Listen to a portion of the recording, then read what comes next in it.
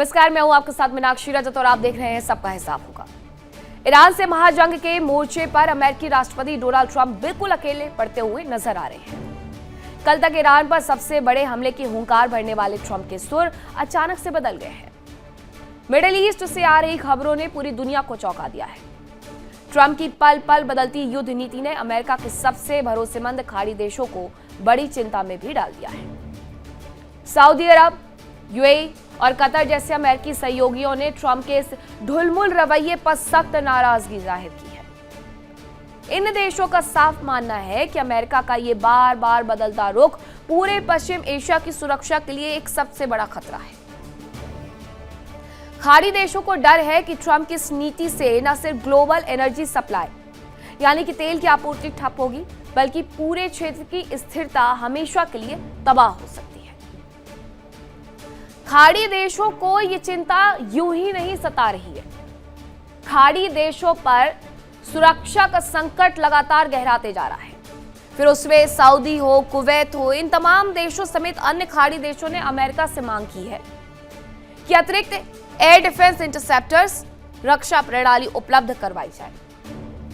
संभावित हमलों से बेहतर तरीके से निपटने के लिए ये तमाम देश इन उपकरणों की मांग कर रहे हैं और संघर्ष बढ़ने पर अमेरिका से सुरक्षा की गारंटी की मांग भी इनकी तरफ से की जा रही है। दिलचस्प बात यह है कि जो ट्रंप कुछ दिनों पहले तक ईरान को मटिया मेट करने और इतिहास का सबसे बड़ा हमला करने की चेतावनी दे रहे थे, वे भी अब अचानक से समझौते की मेज सजाने का राग अलापने लगे हैं। कूटनीतिक गलियारों में इसे ट्रंप की गीधड़ भपकी कहा जा रहा है। जो कल तक लंबी जंग के डर से पीछे नहीं हटना चाहते थे, लंबी जंग लड़ना चाहते थे, अब वो लंबी जंग नहीं लड़ना चाहते बल्कि बातचीत का रास्ता ढूंढ रहे हैं। लेकिन डोनाल्ड ट्रंप के इस यू टर्न ने सहयोगियों का भरोसा पूरी तरीके से डिगा दिया है। अब ट्रंप ने यू टर्न लेते हुए क्या कुछ कहा है, सबसे पहले आप वो देखिए। by Saudi Arabia, by UAE, and by Qatar, and by Iran. We were all set to go. It's about at this time right now, and it would have been a massive attack. We're all set to go, but when the allies asked to call it off, you got to sort of say, well, let's see. And the reason they asked is I think there's a deal. There's a deal on Hormuz, and then there will be a deal on the nuclear, or you might call it the denuclearization of Iran. I call it the denuclearization. Trump समझ चुके हैं कि Iran के खिलाफ लंबी खिंचने वाली जंग में कोई भी खाड़ी देश उनका सीधा साथ देने के लिए तैयार नहीं है। हर देश अपनी सुरक्षा चाहता है, अपने लोगों की सुरक्षा की गारंटी चाहता है। ऐसे में सिर्फ अमेरिका के लिए अपने देश को मटिया मेट कोई क्यों होने देगा? कोई भी अपने देश को युद्ध की आग में झोंकना नहीं चाहता है और यही वजह है कि सुपर पावर होने के बावजूद ईरान के इस मोर्चे पर ट्रंप आज कूटनीतिक रूप से बिल्कुल अलग थलग नजर आ रहे हैं। ट्रंप की ये डगमगाती नीति क्या ईरान को और मजबूत करेगी या फिर खाड़ी देश अब अमेरिका के भरोसा करने के बजाय अपनी सुरक्षा के नए रास्ते तलाशने शुरू कर देंगे, जैसा उसने 14 देशों का गठबंधन तैयार करके किया है। अब आज इसी मुद्दे पर होगी चर्चा, लेकिन उसके पहले एक छोटी सी रिपोर्ट आपको दिखाती हूं।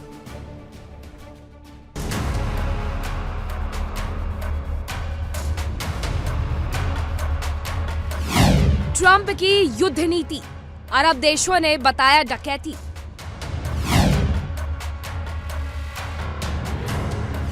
लंबी जंग में ट्रंप अलग पड़े, खाड़ी देश नाराज हो गए।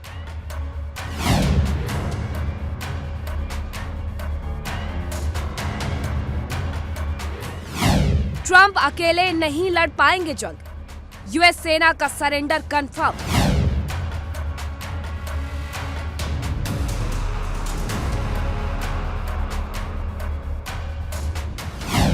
खाड़ी देशों का नहीं सहयोग, यूएस बेस कैसे होंगे प्रयोग?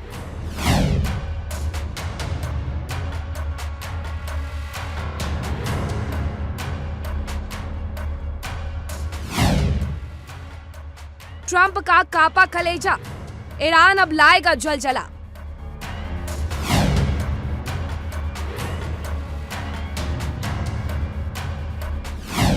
खाड़ी का खलीफा बना ईरान, नेतन्याहू पहुंचा शमशान।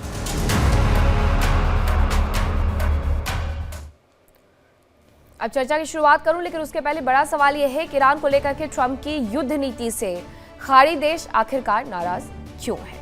कौन कौन से मेहमान चर्चा के लिए मेरे साथ जुड़े हैं, आपका परिचय करवाती हूं। मेरे साथ जुड़े कर्नल एस.के. मलिक, रक्षा विशेषज्ञ, कैप्टन श्याम कुमार, रक्षा विशेषज्ञ, इसके साथ ही ईरान मामलों की जानकार फिरोज मीठी बोरवाला जी हमारे साथ हैं, और विदेश मामलों की जानकार करोरी सिंह भी हमारे साथ हैं। सबसे पहले करोरी जी, आप ही से शुरुआत कर रही हूँ। क्या हुआ, बाकी देशों को क्यों भरोसा नहीं हो पा रहा है अमेरिका के ऊपर, जबकि अमेरिका ने 28 फरवरी 2026 को जब इस युद्ध की शुरुआत की थी तो उन्होंने साउथ कोरिया में जितने इंटरसेप्टर्स तैनात थे उन्हें मिडिल ईस्ट की सुरक्षा के लिए मंगवा दिया था। जापान में जो इंटरसेप्टर्स तैनात थे, जो फिलीपींस में इंटरसेप्टर्स तैनात थे, वो तमाम उठा करके मिडिल ईस्ट में तैनात कर दिए गए। बावजूद इसके मिडिल ईस्ट की कंट्री को उन पर भरोसा नहीं रह गया है।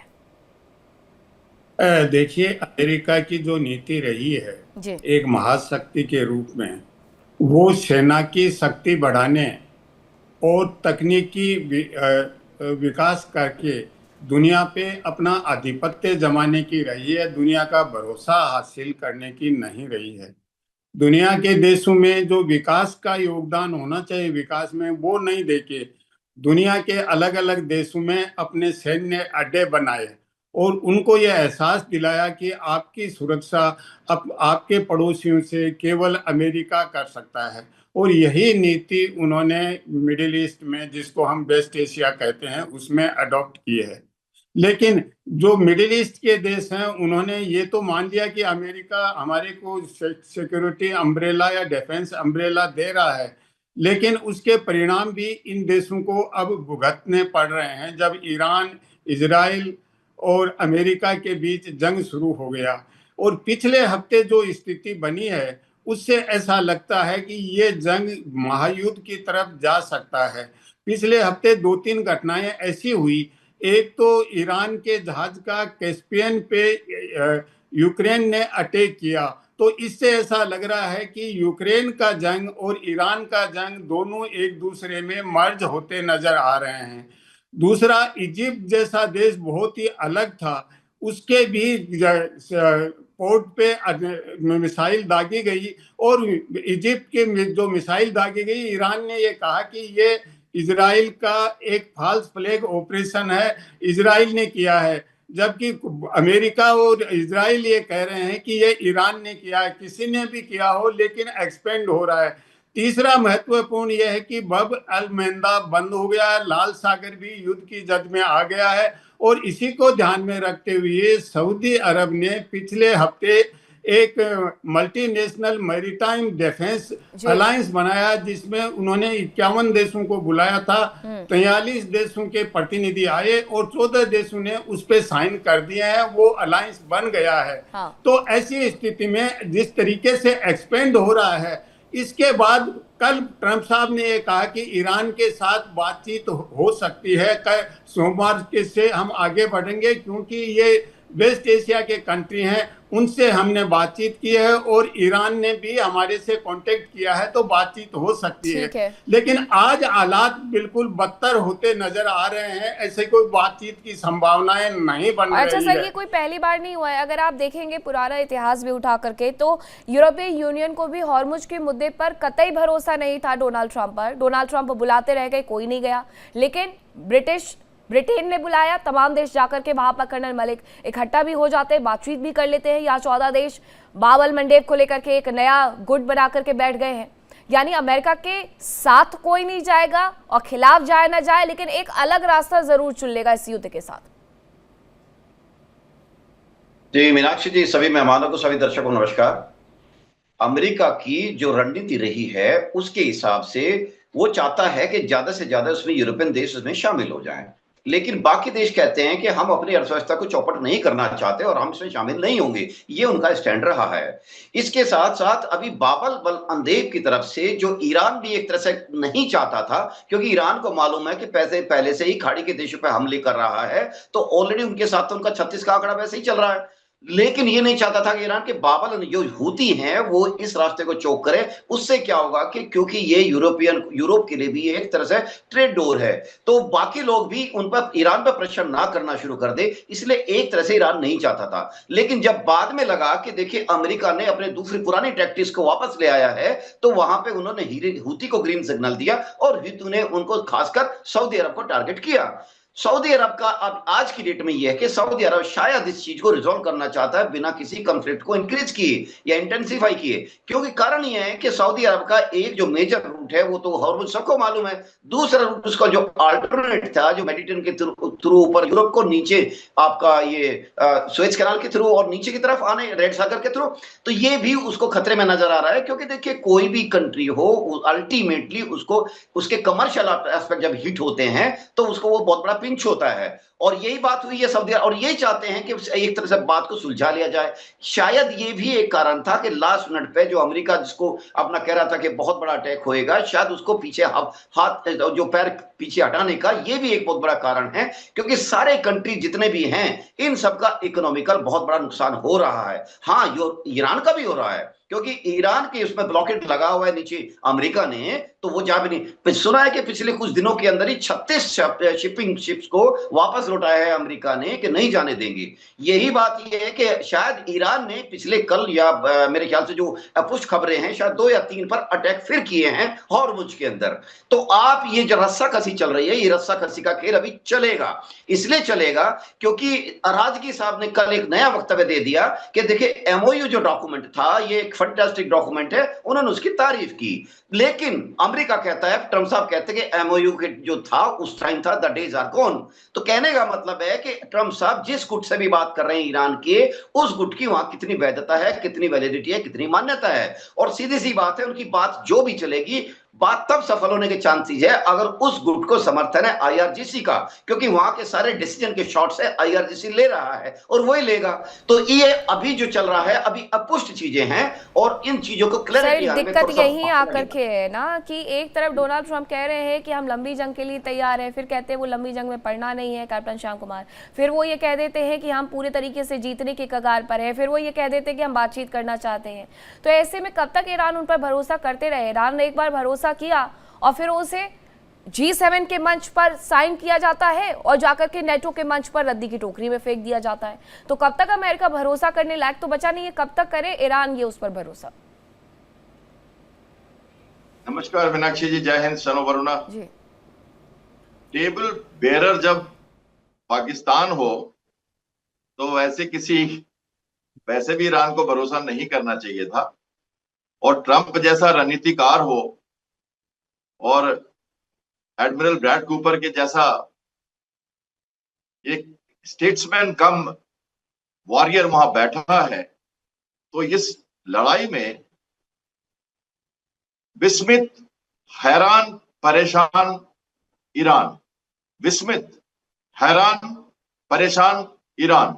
अब ये वर्ड्स मैं क्यों कर रहा हूं? आपने आज टीवी चैनल पे शुरू में कहा डकैती और occupying and looting force Iran उसे कह रहा है।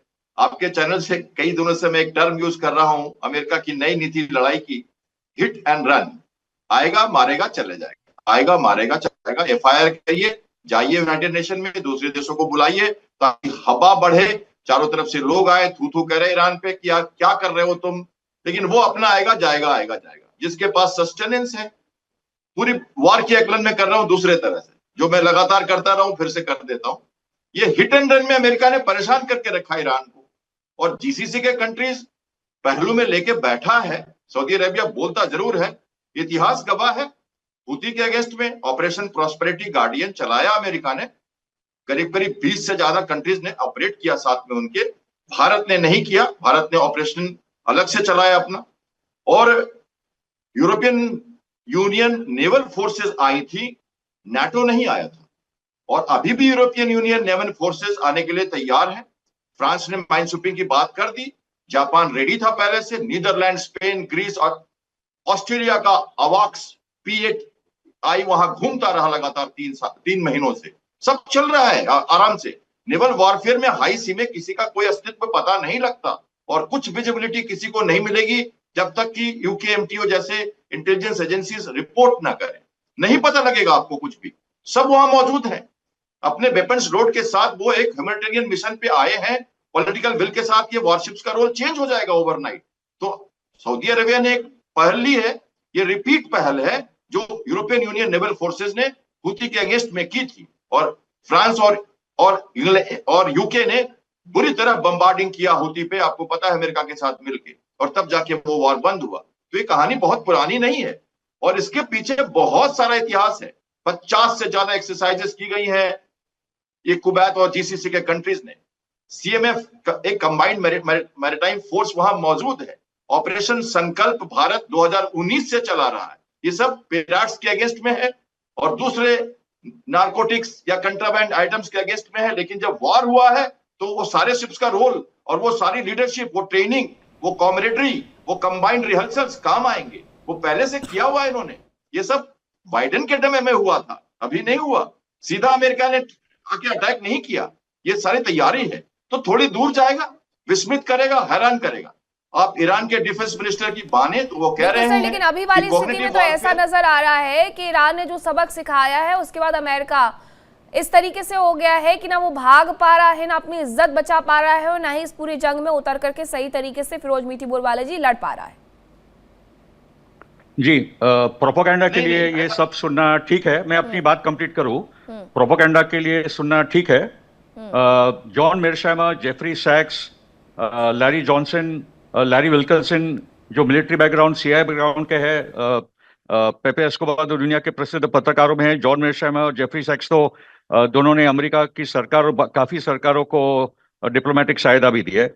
इन सबका बोलना है कि अमेरिका ये जंग एक्चुअली 28 फरवरी के 4 दिन बाद ही हार चुका था, और अभी तो जॉन मेरशैमर बोलते हैं कि कैटास्ट्रोफिक डिफीट है अमेरिका के लिए। ठीक है। दूसरा है कि यमन के मुद्दे को समझने की बहुत जरूरत है। Saudi Arabia, America, Britain, France से कोई ह्यूमैनिटेरियन मिशन वाले लोग नहीं है। सब दुनिया के रोग कंट्रीज है, साम्राज्यवादी देश है, कॉलोनियल पावर्स है जो अभी तक अपना रोग जमाने की कोशिश कर रहे हैं।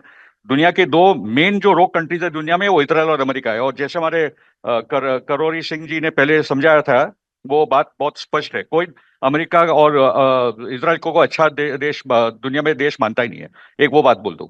दूसरी बात है कि जहां तक यमन की बात है, यमन में एक करप्ट व्यक्ति को बिठाया था सऊदी ने, और यमन का शोषण हो रहा था। अंसारुल्लाह मूवमेंट जो एक मास मूवमेंट है, सना में वो लोग ने बिना एक बुलेट चलाया था और सना को टेक ओवर कर दिया था। 5 लाख यमनी मरे हैं because of sanctions, because of starvation. 1 lakh तो बच्चे मरे। ठीक है ना। अमेरिका, ट्रम्प भी आया था, बॉम्बिंग करके भाग गया। 34 देश का एक इस्लामिक नेटो सऊदी ने बनाया था, उसको भागना पड़ा। पिछले 12 साल से सैंक्शंस है, जो भी यमन बोल रहा है कि बहुत हो गया। इस बार जो एक प्लेन आया था ईरान का उनको लेके जाने के लिए, तब जब सऊदी ने हमला किया सना पे, तब यमन बोला अभी बहुत हो गया, अंसार बोला बहुत हो गया, अभी मैं आ रहा हूं तुम्हारे लिए।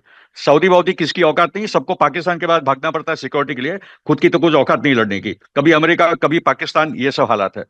जहां तक ये बात है, अभी ट्रम्प का क्राइसिस सिर्फ गल्फ कंट्रीज में नहीं है।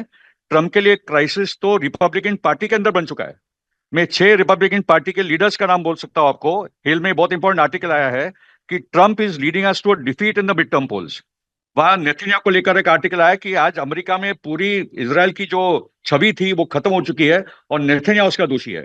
तो ट्रम्प और नेतन्याहू की जोड़ी है, वो दुनिया के लिए बर्बादी है, गल्फ कंट्रीज के लिए बर्बादी है, खुद के देशों के लिए बर्बादी है। ये पोजीशन पर आए।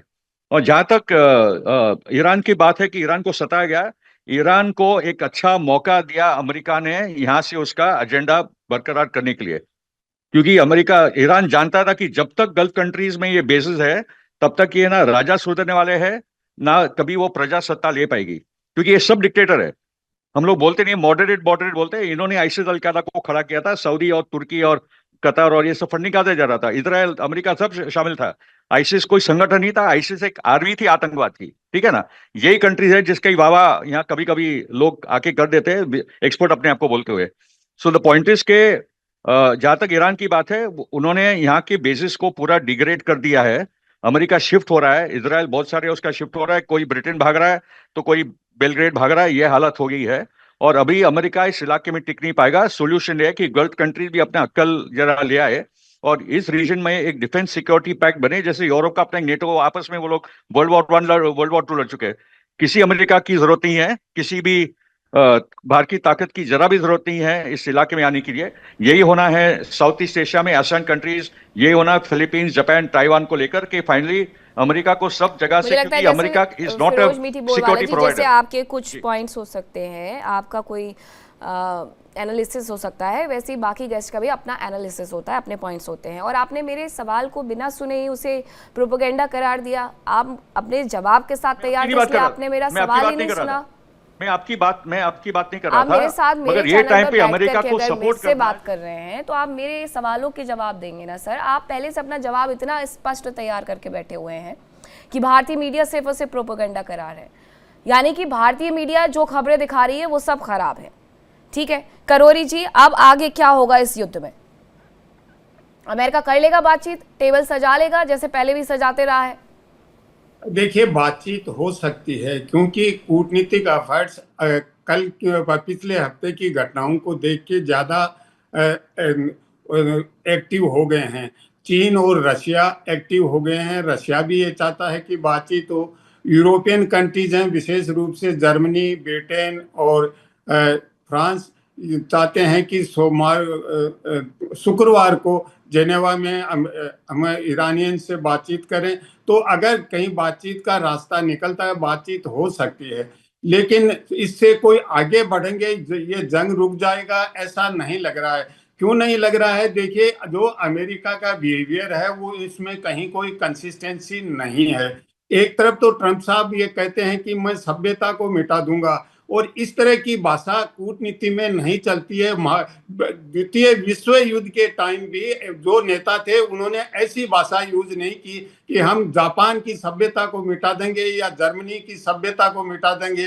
तो इससे स्थिति ज्यादा बिगड़ती है, सुधरती नहीं है।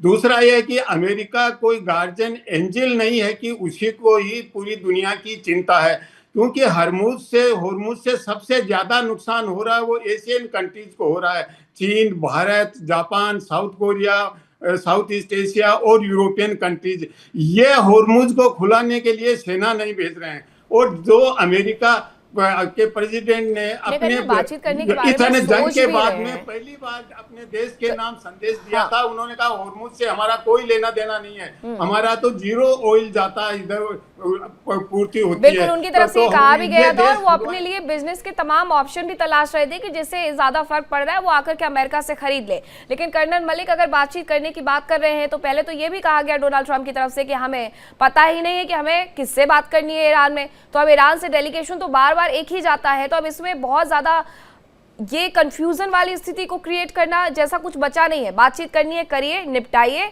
अदरवाइज फिर लड़ते रहिए। दो ही ऑप्शन है आपके पास खुले हुए। मीनाक्षी जी, ईरान साफ साफ कह रहा है कि हमें कोई बात में वी आर नॉट इंटरेस्टेड, लेकिन सिर्फ कल एक वक्तव्य आया उनके राष्ट्रपति की तरफ से कि जो एमओयू है वो बहुत अच्छा था, और लेट्स मतलब indirectly indicating that let's get back to that MOU, जिसको कि अमेरिका ने साफ साफ मना कर दिया, क्योंकि अमेरिका को मालूम ही था, उसने 60 दिन इसलिए लिए थे कि किसी तरह से हॉर्मुज खुल जाए, 60 दिन में बात करते रहेंगे, जो हमारे फेवर में होगी मान लेंगे, नहीं फेवर में होगी इसको हम तभी इसको छोड़ देंगे। तो यही बात हुई और यही बात आज सामने आई है। बात देखिए, अमेरिका बातचीत तो जरूर कर रहा है, किस धड़े से कर रहा है ये क्लियर नहीं है। वहां पर जो हार्ड लाइनर्स हैं वो ना तो बातचीत में इंटरेस्टेड दिखते और वो एक तरह से युद्ध के लिए पूरी तरह से तैयार दिखते हैं, हमेशा के लिए चाहे जो मार लो। ये बात सही है कि ईरान के अंदर जो लगता है, जितना एनालिसिस कहता है, ईरान के अंदर नुकसान बहुत हुआ है, और ईरान के अंदर इतना नुकसान जो हुआ है उससे ईरान भी कंफर्टेबल नहीं है, अंदर से जरूर चाहता है, लेकिन चूंकि वक्तव्य ऐसे आने चाहिए किसी ऑपरेशन में कि जिससे कि आपकी पोजीशन को कमजोर न कर सके, इसलिए आईआरजीसी की तरफ से जो वक्तव्य आते हैं वो हमेशा मजबूती के वक्तव्य आते हैं। लेकिन ये मत समझिए कि अमेरिका का, देखिए अमेरिका का इसमें सर सिर्फ एक पक्ष नहीं देखा जा सकता है कि अमेरिका क्या चाहता है, इसके साथ साथ कैप्टन ये भी ख्याल रखना पड़ेगा कि ईरान की जनता क्या चाहती है। ईरान की जनता ने उस वक्त बहुत अच्छे से मैसेज दे दिया था, फिर चाहे वो उनके राष्ट्रपति को हो या फिर विदेश मंत्री हो, कि हम बातचीत नहीं चाहते। आती हूँ फिरोज जी इसके बाद। ईरान हमारा पड़ोसी था कभी, हाँ। बड़े हिसाब से उनके साथ हम रहते थे। जो राष्ट्रीय लोग हैं और अच्छे लोग हैं, अच्छी सभ्यता है, वहां से पारसी आए निकल के और यहाँ आ गए, हमने उनको शरण दी, यही लोग हैं वो लोग। पर कुछ लोग उन्होंने इनको रेडिकलाइज कर रखा है, कई बातें हैं वहां पे जो वो उनको परेशान कर रही हैं। जनता तो परेशान है, infrastructure, regime, command regime, missile, drone और न्यूक्लियर एस्केलेशन को रोकते हुए अमेरिका उनको परेशान करेगा। मैं सीधा सीधा आपको कहता हूं, ये युद्ध ट्रंप की भाषा अगर ठीक से समझ सकते हैं तो समझ ले ईरान, अमेरिका वहां से नहीं जाएगा। 3 महीने की बात के बाद उन्होंने कह दिया कि 100 दिन का युद्ध है। हम वियतनाम में 18 साल रहे, हम 3 साल रहे वर्ल्ड वॉर में, अभी तो बहुत कम टाइम हुआ है। दूसरी बात, 1 साल के लिए मैंने अपने सेना को सुनिश्चित कर दिया मैं रहूं न रहूं, अमेरिका के निशाने पे ईरान रहेगा और ध्वस्त हो जाएगा। जब आप डिप्लोमेटिक बातें करते हो, जब आप चुप रहना चाहते हो, जब आप एमओयू करना चाहते हो, तो क्या आप ऐसे बयान कोई कंट्री देता है, प्रोवोकिंग बातें करता है? ये स्ट्रैटेजिक प्रोवोकेशन है। वो चाहता है कि ईरान फिर से मिसाइल मारे, फिर से एक शिप को मारे, फिर से वहां पे लड़ाई हो। दोनों ही कंट्री का तरीका अलग अलग है और दोनों ही कंट्री में रहने वाले लोगों का, उन लीडरशिप का तरीका भी बहुत अलग अलग है। फिरोज मीठी बोलवाला जी बहुत वक्त से कुछ कहना चाह रहे थे। जी जी देखिए, हार्डलाइनर्स तो वॉशिंगटन में है, हार्डलाइनर्स टेलवीव में है। ईरान अपने देश को डिफेंड कर रहा है, ईरान इस पूरे इलाके को लिबरेट करना चाहता है, इसलिए एक एक्सिव रेजिस्टेंस है। हमास, हिजबुल्लाह, अंसारुल्लाह, हस्तल शाबी, पूरे इराक, क्योंकि ये पूरे इलाके में अमेरिका ने पोस्ट वर्ल्ड वॉर 2 ब्रिटेन, ये लोग ने पूरा अपना एक रोक जमा लिया था। तो पहले हम लोग ये समझ ले। दूसरा कि अभी अमेरिका वो मिलिट्री पावर रहा नहीं है, इकोनॉमिक पावर भी रहा नहीं है, वो तो चीन बहुत आगे निकल गया है। और एक मिलिट्री पावर भी जो वियतनाम में, जो हम लोगों ने देखा, वियतनाम का एक लिमिटेड इम्पैक्ट था दुनिया की पॉलिटिक्स पे। ईरान पे जो हमला हुआ है और ईरान का ये जो पूरा इम्पैक्ट है वो ग्लोबल इम्पैक्ट है, और अमेरिका का मिलिट्री डिफीट यहाँ दिख रहा है। और आपको बता दो कि बेसिकली यहाँ के जो बेसिस है जो लगातार अभी यहाँ से अमेरिका हटा रहा है, और अमेरिका जब तक ये लड़ाई लड़ना चाहेगी। देखिए, ईरान की जनता बहुत ही कमाल की है, ठीक है ना। वो वही सिविलाइजेशन है, ईरानियन सिविलाइजेशन, चाहे वो अलग अलग धर्म क्यों ना आए हो, मगर वो ईरानियन सिविलाइजेशन है जो एक कमाल का सिविलाइजेशन है। इंटेलेक्चुअली वो दुनिया में 4थे नंबर पर है, अमेरिका कुछ 40वें नंबर पर है। Okay, so the point is कि ईरान, आपको यहीं पर रोक रही हूँ क्योंकि वक्त इतने की इजाजत देता है। देखिए इंडिया डेली 24/7 अब आपकी स्मार्ट टीवी पर। इंडिया डेली मौजूद है सभी डिजिटल प्लेटफॉर्म पर लाइव और लगातार। इंडिया डेली 24/7 हर दिन राष्ट्र को समर्पित।